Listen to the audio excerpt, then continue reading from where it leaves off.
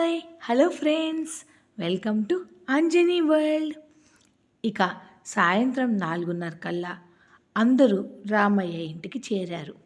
ఊరిలో ఉన్న బంధువులని, తెలిసిన వారిని, స్నేహితులను ఈ నిశ్చితార్థానికి పిలవడంతో అందరూ నాగేంద్ర ఇంటి ముందర అందంగా అలంకరించిన స్టేజ్ దగ్గరికి చేరి అందరి కోసం చైర్లు వేసి ఉండడంతో అందరూ ఆ చైర్లలో కూర్చుంటారు. ఇక్కడ గదిలో అప్పుడే నిద్రలేచిన మధు భార్గవిని చూసి, అక్క, ఎంత బాగా రెడీ అయ్యావు, చాలా బాగున్నావు తెలుసా అని అంటుంది. మధు మాటలకి భార్గవి మురిసిపోతుంది. కృష్ణ కూడా చాలా బాగా రెడీ అవడంతో మధు ఆశ్చర్యంగా ఇద్దరిని చూసి, అంటే మీ ఇద్దరికీ ఈ పెళ్ళిళ్ళు చేసుకోవడం ఇష్టమేనా అని అడిగింది మధు. భార్గవి లేదు అని తల అడ్డంగా ఊపగా, కృష్ణ చిచి, ఆ భాస్కర్ గాడిని నేనెందుకు చేసుకుంటాను అని అంటుంది. మరి అక్క, ఇంత బాగా రెడీ అయ్యావు అని అడుగుతుంది మధు. భార్గవి తడబడుతూ అద్దం వైపు చూసుకుంటుంది.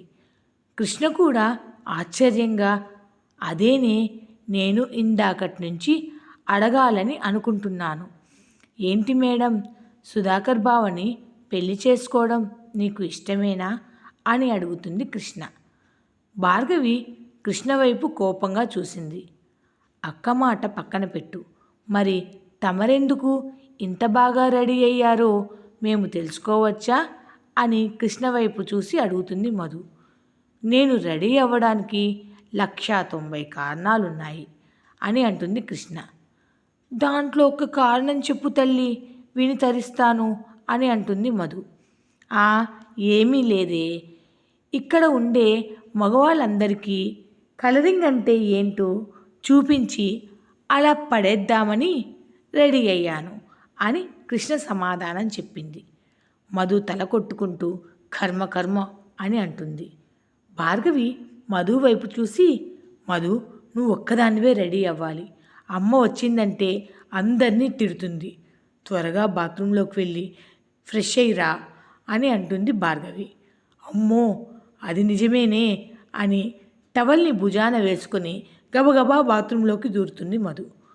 మధు తన ఓణీని తీస్తూ ఉండగా తన నడుంపై ఉన్న ఆదిత్య చేతి గుర్తులకు ఎవరో ఆయింట్మెంట్ రాసినట్లు కనిపించగా, ఎవరు రాసి ఉంటారా అని ఆలోచించి, బహుశా అక్క రాసి ఉంటుందిలే అనుకుంటుంది మధు. దుర్గా, రామయ్య, భారతి, ఆంజనేయులు, తులసి, రాజ్యం, చంద్ర, ప్రతాప్, అలానే పూజ, లావణ్య, సరోజ, మీనాక్షి అందరూ కలిసి పక్కనే ఉన్న నాగేంద్ర ఇంటి ముందర నిశ్చితార్థానికి ఏర్పాటు చేసిన ప్లేస్ దగ్గరికి వెళ్తారు.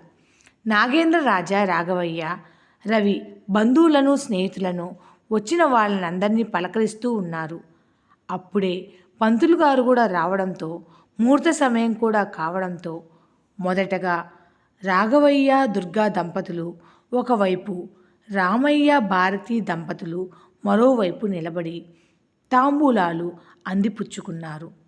అలానే రాఘవయ్య, దుర్గ దంపతులు నాగేంద్ర, రాజ్యం దంపతులకి, అలానే ఆంజనేయులు, తులసి దంపతులకు కూడా తాంబూలాలు ఇచ్చి పుచ్చుకున్నారు. సమయం 5:30.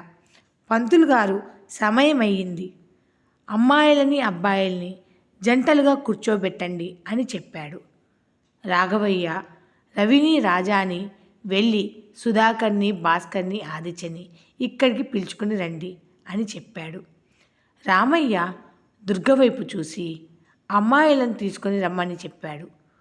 దుర్గా, మీనాక్షి పక్కనే ఉన్న రామయ్య ఇంటికి వెళ్ళి మధు ఉన్న లోపలికి వెళ్ళగానే మొదటగా భార్గవిని చూసి సంతోషంగా భార్గవి దగ్గరికి వెళ్ళి, నాకు తెలుసు తల్లి, నీకు ఈ పెళ్ళి ఇష్టమేనని భార్గవి వైపు చూసింది దుర్గా. ముచ్చటగా రెడీ అయిన భార్గవిని పైనుండి కింది దాకా చూసింది.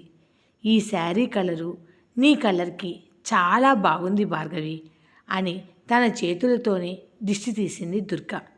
అలానే అటువైపుగా కూర్చున్న కృష్ణని చూసి, నా కూతుర్లు ఏ రంగు చీర కట్టినా ఆ చీరకే అందం తెచ్చే అందగత్తెలు, అనుకుంటూ కృష్ణకి కూడా దిష్టి తీసి సారీ, ఇందాక కోపంలో కొట్టేశాను అని అంటుంది దుర్గ. మధు ఎక్కడా అని మీనాక్షి చుట్టూ చూసింది. అప్పుడే రెడీ అయ్యి బాత్రూంలో నుండి బయటకు వచ్చిన మధుని చూసి, ఇదేంటి ఇంకా రెడీ కాలేదు, ముహూర్తం టైం అయిపోయింది, మిమ్మల్ని తీసుకుని వెళ్ళడానికి వచ్చాను, వీళ్ళిద్దరూ రెడీ అయ్యారు, నువ్వేంటి ఇంకా రెడీ అవ్వలేదు, కావాలనే లేట్ చేస్తున్నావు కదా మధు అని అరవడం స్టార్ట్ చేసింది దుర్గ. అమ్మా నువ్వు అరవకు, నేను వస్తున్నానుగా, ముందు అక్కని కృష్ణని తీసుకుని వెళ్ళు, 5 నిమిషాలలో నేను అక్కడ ఉంటాను అని చెప్పింది మధు. దుర్గ తల కొట్టుకుంటూ త్వరగా రెడీగా అంటూ, మీనాక్షి నువ్వు వెళ్ళి 10 నిమిషాల్లో వస్తున్నారని మా పెద్దన్నయ్యకి చెప్పు అని అంటుంది. భార్గవి కృష్ణ మధుకి హెల్ప్ చేయండి, మధుకి కావాల్సిన ఐటమ్స్ అన్నీ తీసి పెట్టండి అని చెప్పింది దుర్గ. 5 నిమిషాలకల్లా మధుని రెడీ చేసి ముగ్గురిని బయట ఏర్పాటు చేసిన స్టేజ్ దగ్గరికి తీసుకుని వెళ్ళింది దుర్గ. స్టేజ్ మీద సుధాకర్ క్రీమ్ కలర్ పట్టు పంచ పైన క్రీమ్ కలర్ పట్టు షర్టులో, మెడలో పులిగోరు గొలుసు, చేతికి బ్రాస్లెట్, 10 వేలకి బంగారు ఉంగరాలు పెట్టుకున్నాడు. చాలా ముద్దుగా రెడీ అయ్యి పీటల మీద కూర్చుని ఉన్నాడు సుధాకర్. సుధాకర్ మంచి కలర్, కొంచెం హైట్ తక్కువ, చూడటానికి చాక్లెట్ బాయ్లా ఉంటాడు.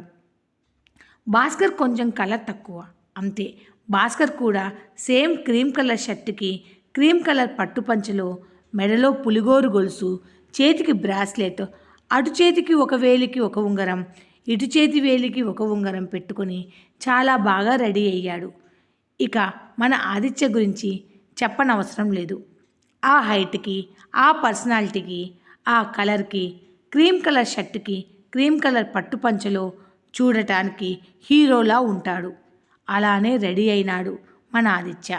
సింపుల్గా ఒక చేతికి వాచి పెట్టి, ఇంటి ఆనవాయితీ కాబట్టి మెడలో పులిగోరు గొలుసు వేశాడు ఆదిత్య.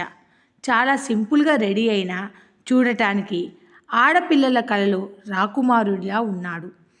భాస్కర్ ఆదిత్య కూడా పీటల మీద కూర్చొని పంతులు చెప్పే మంత్రాలు వింటున్నారు.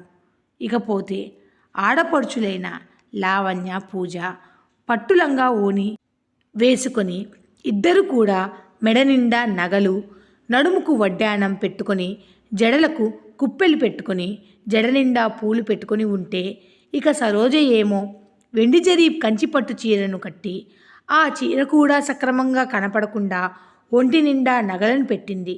సరోజకున్న బెత్తడి జుట్టుకు సవరం పెట్టి కుప్పెలు పెట్టింది. ఇంకా చెప్పాలంటే ముగ్గురు కూడా గంగిరెద్దుల్లా తయారయ్యారు. మీనాక్షి లంగా ఓణి వేసుకుని, మెడలో చిన్న నెక్లెస్ పెట్టుకుని, సింపుల్గా జడను అల్లి 2 మూరల పూలు పెట్టుకొని చాలా అందంగా తయారైంది. లావణ్య, పూజ, సరోజ స్టేజ్ మీద అటూ ఇటూ తిరుగుతుండగా భాస్కర్ ఆదిత్యల పక్కన చేరింది మీనాక్షి. అప్పుడే అక్కడికి వచ్చిన భార్గవిని సుధాకర్ చూడగానే, ఎంత బాగున్నావే, నా అదృష్టమే నువ్వు నా భార్యగా రావడం అని అనుకుంటూ కన్నార్పకుండా భార్గవినే చూస్తూ ఉన్నాడు. భార్గవి ప్యారెట్ గ్రీన్ కలర్ పట్టుచీర కట్టింది. చెవులకు పెద్ద బుట్టలు పెట్టింది. సగం అల్లి వదిలేసిన జడకు 4 మూరల మల్లెపూలు పెట్టి, మెడలో బంగారు హారం వేసుకుని, శారీకి మ్యాచ్ అయ్యేలా 2 చేతులకి నిండుగా గాజులు వేసింది. చూడటానికి చాలా అందంగా ఉంది భార్గవి. భార్గవి కళ్ళు మాత్రం ఆదిత్యని చూశాయి.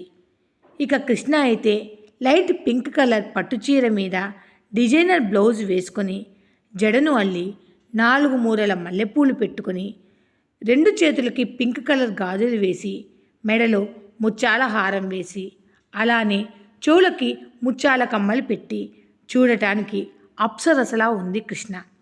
ఇక మన భాస్కర్ అయితే కృష్ణని చూస్తూ తనను తాను మైమరిచిపోయాడు. మీనాక్షి భాస్కర్తో, అన్నయ్య కృష్ణ చాలా బాగుంది కదా అని అంటుంది. అందుకు భాస్కర్ అవునని తల ఊపుతాడు. ఇక మన మధు చాలా సింపుల్గా ఆరెంజ్ కలర్ పట్టు చీర కట్టుకొని, తన ఒత్తైన పొడవాటి జుట్టును చక్కగా అల్లి, 2 మూరల మల్లెపూలు పెట్టుకొని, మెడలో చిన్న హారం వేసి, చెవులకు బుట్టకమ్మలు, చేతులకు శారీ కలర్ గాజులు వేసుకుంది. కళ్ళకు కాటుక పెట్టి నుదిటిన చిన్న బొట్టు, దాని కింద కుంకం పెట్టుకొని చాలా అంటే చాలా అందంగా రెడీ అయ్యి వచ్చింది మధు. మీనాక్షి మధుని చూసి, ఆదిత్య అన్నయ్య, మధు వచ్చింది, ఒకసారి చూడు, సింపుల్గా ఉన్నా చాలా అందంగా ఉంది మధు, చూడు అన్నయ్య అని ఆదిత్య తలను పట్టుకొని మధు వైపుకి బలవంతంగా తిప్పి, చూడు ఎంత బాగుందో మధు అని అంటుంది మీనాక్షి. ఆదిత్య మధు వైపు చూశాడు. ఒక్క క్షణం మధు వైపు చూపుని నిలిపి మళ్ళీ వెంటనే తన తలను తిప్పుకున్నాడు ఆదిత్య. సుధాకర్ పక్కన భార్గవిని, ఆదిత్య పక్కన మధుని, భాస్కర్ పక్కన కృష్ణని కూర్చోబెట్టింది దుర్గ. నిశ్చితార్థం జరుగుతున్నంతసేపు మధు ఆదిత్య వైపు ఒక్కసారి కూడా చూడలేదు. పంతులు గారు అమ్మాయిలకి అత్తింటి వారి తరఫున బట్టలు పెట్టండమ్మా అని చెప్పగా, ముందుగా ఒక ప్లేట్లో అరేంజ్ చేసిన పట్టుచీర, దానిపైన బంగారు నెక్లెస్, శారీకి మ్యాచింగ్ గాజులు, పూలు, తాంబూలాలు అన్నింటినీ ఒక ప్లేట్లో పెట్టింది సరోజ. ముందుగా భార్గవికి కుంకం పెట్టి, రామయ్య భారతి చేతుల మీదుగా భార్గవికి బట్టలు పెట్టారు. అలానే ఆంజనేయులు, తులసి కూడా కృష్ణకి తాము తెచ్చిన పట్టుచీర, బంగారు లాంగ్ చైన్, అలానే మ్యాచింగ్ గాజులు, పూలు, పండ్లతో బట్టలు పెట్టారు. ఇక చివరిగా నాగేంద్ర రాజ్యం కలిసి తెచ్చిన చీర, గాజులు, పూలు, పండ్లు మధు చేతికి ఇచ్చారు. పంతులు గారు భార్గవికి, కృష్ణకి, మధుకి, మీరు వెళ్ళి మీ అత్తగారు పెట్టిన చీరను కట్టుకొని గాజులను, పూలను పెట్టుకొని రండి తల్లి అని చెప్పారు. ముగ్గురు వారి గదిలోకి వెళ్ళిపోయారు. వారికి సహాయంగా మీనాక్షిని, పూజని, సరోజని పంపించాడు రామయ్య. చీర కట్టడంలో మీనాక్షి కృష్ణకి సహాయం చేయగా, సరోజ భార్గవికి సహాయం చేసింది. పూజ మాత్రం ఎటువంటి సహాయం చేయకపోగా బెడ్ మీద కూర్చొని కాలు మీద కాలు వేసుకొని ఊపుకుంటూ మధు వైపు కోపంగా చూస్తూ, మా అన్నయ్యని పెళ్లి చేసుకుంటావా? మా ఇంటికి కోడలుగా వస్తావా? మా అమ్మ నీ తాట తీస్తుందిరా. నీకు బతికుండగానే నరకం చూపిస్తుంది మా అమ్మ అని అంటూ, బాగా అందగత్తెనని పొగరు కదా నీకు, ఆ పొగరునంతా అణిచివేస్తుందిలే మా అమ్మ అని అంటూ ఉండగా, మధు చీర కట్టుకుని, వెళ్దామా బయటకు, అందరూ వెయిట్ చేస్తూ ఉంటారు అని చెప్పింది. మధుకి పూజని చూడగానే ఆదిత్య చెప్పిన మాటలే గుర్తుకొచ్చాయి. ఆదిత్య, మధు, మన పెళ్ళి జరిగితే మా అమ్మ నిన్ను పని మనిషి కన్నా హీనంగా చూస్తుంది అనే మాటలు ఆ టైంలో మధుకి గుర్తుకొచ్చి చిన్నగా నవ్వుకుంటుంది. పూజ మూతి అటు ఇటు తిప్పుతూ, అయినా మా అమ్మ నీకు ఎలాంటి చీర పెట్టిందో తెలుసా అని నవ్వుతుంది పూజ. ఇప్పుడు నువ్వు మా ముందు నిల్చుని ఉంటే మా అందం ముందు నీ అందం దేనికి పనికిరాదు. చూశావా నా పట్టులంగా, నా నగలు, నా జడను, నా అందం చూశావా అని పూజ అంటుంది. మధు పూజను చూసి చిన్నగా నవ్వుకుంటుంది. మధుని చూసి పూజకి మరింత కోపం వచ్చి, ఎందుకు నవ్వుతున్నావు? ఒకసారి నిన్ను నువ్వు అద్దంలో చూసుకో, ఎలా ఉన్నావో అని అంటుంది. ఏ చీర కట్టినా అందంగా ఉంటానని నీకు బాగా పొగరు కదా అని అంటుంది పూజ. నీ పొగరు ఇంకెన్ని రోజులు? 2 రోజులే అని అనుకుంటూ బయటకు వెళ్ళిపోయింది పూజ. భార్గవి మధుని చూసి, అమ్మో, పూజతో చాలా కష్టమే మధు అని చిన్నగా అంటుంది. మధు చిన్న నవ్వు నవ్వి, మీరు రెడీ అవ్వడం అయిపోయిందా అని అడుగుతుంది. మీనాక్షి ముగ్గురిని ఒకసారి చూసి భార్గవి చీరను చూసింది. మ్యాంగో కలర్కి మెరూన్ కలర్ బార్డర్ వచ్చింది. 2 చేతులకి మెరూన్ కలర్ గాజులు వేసుకుంది. తలలో పూలు పెట్టుకుంది. భారతి ఇచ్చిన చిన్న బంగారు నెక్లెస్ని పెట్టుకుంది. భార్గవి చీర పెద్ద కంచిపట్టు చీర కాకపోయినా మంగళగిరి పట్టు చీర. ఆ చీరలో భార్గవి చాలా బాగుంది. కృష్ణ చీరను చూసింది మీనాక్షి. వైలెట్ కలర్కి పింక్ కలర్ బార్డర్ వచ్చింది. కృష్ణ కూడా తులసి ఇచ్చిన గాజులు వేసుకుంది. చెవులకు పెద్ద బుట్ట కమ్మలు, మెడలో లాంగ్ చైన్ వేసుకుని పూలు పెట్టుకుని చాలా ముచ్చటగా రెడీ అయ్యింది. కృష్ణ చీర కంచిపట్టు చీర చాలా బాగుంది. భార్గవి కంటే కృష్ణ ఆ చీరలో ఇంకా బాగుంది. అలానే మధు చీరను చూసిన మీనాక్షి నోటి మీద చేతులు పెట్టుకుంది. మధుకి ఏ బంగారు నగ పెట్టలేదు. ముందు వేసుకున్న నగనే పెట్టుకుని రాజ్యం పెట్టిన గాజులను 2 చేతులకి వేసుకుంది మధు. మీనాక్షి ముగ్గురిని చూసి, ఎంత వ్యత్యాసం ఉంది వదినా? కృష్ణకేమో మంచి కంచి పట్టు చీరని పెట్టింది మా అమ్మ. మరి భార్గవి వదినకేమో పర్వాలేదు, బాగానే ఉంది చీర. మరి నీ చీర ఇలా ఉందేంటి మధు అని అంటుంది మీనాక్షి. నిశ్చితార్థం అనుకుంటున్నారా, ఏమనుకుంటున్నారు అని బాధగా అడిగింది మీనాక్షి. మీనాక్షి మాటలకు సరోజ, నీకెందుకే, పెద్దవారు ఏం చేసినా మన మంచికే చేస్తారు. కృష్ణ మనసు మంచిది కాబట్టి మీ అమ్మ మంచి కంచిపట్టు చీరని పెట్టింది. భార్గవి వదిన కూడా మంచిదే, అందుకనే మా అమ్మ పట్టు చీర పెట్టింది. ఇక మధు అంటూ రాగం తీస్తూ తన మనసుకు తగ్గట్టే ఆ చీర ఉంది.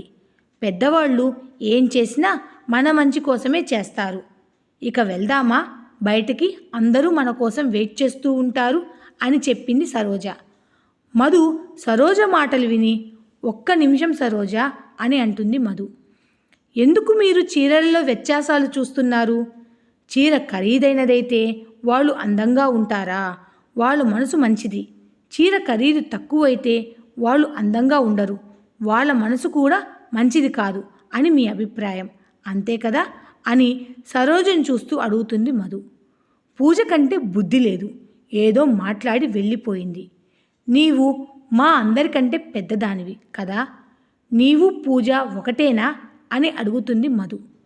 నీవే ఇలా తెలివి తక్కువగా ఆలోచిస్తున్నావు అంటే పూజ అలా ఉండడంలో తప్పే లేదులే అని అంటుంది మధు. ఈ కథ కనుక మీకు నచ్చితే please like, share and subscribe. Thanks for watching.